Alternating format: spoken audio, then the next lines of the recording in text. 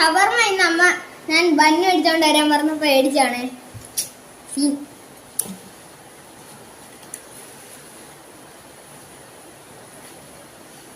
Hello, welcome കേട്ടോ.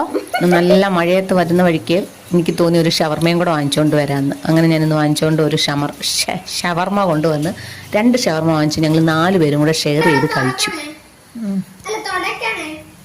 എന്ത് പൂജ കയറിയോ? സിറ്റൗട്ടി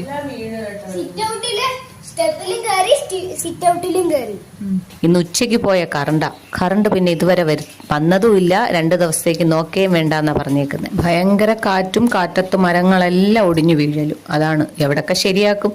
അങ്ങനെ ഓരോ സ്ഥലത്ത് ശരിയാക്കുമ്പോൾ അടുത്തടുത്ത് വീഴും. അങ്ങനെയായിരുന്നു. അങ്ങനെ ഞങ്ങൾ ഇരുട്ടത്ത് ഒരു മെഴുകുതിരി വെളിച്ചത്തിൽ തന്നെ ഞങ്ങൾ ക്യാൻഡിൽ ലൈറ്റ് ഡിന്നർ ആയിരുന്നു ഞങ്ങൾക്ക് ഇന്ന്.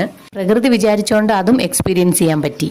ഇതും ഒരു ക്യാൻഡിൽ ലൈറ്റ് ഡിന്നർ അല്ലേ? ഇവർക്ക് ആർക്കും ഒന്നും വേണ്ടാന്നും പറഞ്ഞിരുന്നതാ. ഞാൻ ഒരു പ്ലേറ്റിൽ തന്നെ ഇട്ടുകൊണ്ട് വന്ന് വാരിത്തരാന്നും പറഞ്ഞ് വിളിച്ചുകൊണ്ട് വന്ന് ഇരുത്തിയതാ. അത് മാത്രമല്ല, ഒരു പ്ലേറ്റിൽ ഇടാൻ അതിനൊരു കാരണവും കൂടെ ഉണ്ട്. 3 പ്ലേറ്റ് എടുത്താൽ 3 പ്ലേറ്റും കഴുകണ്ടേ. ഒന്നാമത് വെള്ളവും കൂടി ഇല്ല. അപ്പൊ പിന്നെ നമ്മൾ അതനുസരിച്ച് പ്രവർത്തിക്കണമല്ലോ. പിന്നെ ഇന്നത്തെ ഡിന്നറിന് അങ്ങനെ വലിയ കാര്യങ്ങളൊന്നുമില്ല. നമ്മൾ ചൂടോടെ ഒരു മുട്ടയും കൂടെ പൊരിച്ച് ഒരു മെഴുക്ക് വരട്ടിയും ചമ്മന്തിയും അരച്ച് നല്ല ചൂട് ചോറുമായിട്ട് അങ്ങ് കഴിച്ചു. ഇതെല്ലാം നല്ലൊരു അനുഭവമാണ്. ഇനി കുറച്ചുകൂടെ കഴിഞ്ഞ ഈ മൊബൈലിന്റെ ചാർജ് കൂടെ തീരും. അപ്പോഴത്തേക്ക് പിന്നെ നമ്മളൊരു ഐലൻഡിലകപ്പെട്ട ഏതോ അത്ഭുത ദ്വീപിലൊക്കെ പോലെ ആയിപ്പോവും. ഒന്നുമില്ല, കാറ്റുണ്ട്. കാറ്റ് മാത്രമേ ഉള്ളൂ. വെളിച്ചമില്ല, വെട്ടമില്ല. ആഹാരം ഉണ്ടാക്കാനുള്ള നിവൃത്തികേടാണ്. കാര്യം മൊത്തത്തിൽ വെട്ടവും വെളിച്ചവും ഒന്നും ഇല്ലാതെ വരുമ്പോൾ ആഹാരം ഉണ്ടാക്കലും പാടാന്നല്ലോ. അപ്പൊ അതും ഇല്ല, ഫോണും ഇല്ല. പഴയ കാലത്തേക്കൊരു തിരിച്ചു പോക്കായിട്ടുണ്ടെന്ന് വേണമെങ്കിൽ പറയാം. ഈ അടുത്തൊന്നും ഇങ്ങനെ ഒരു അനുഭവം ഉണ്ടായിട്ടില്ല.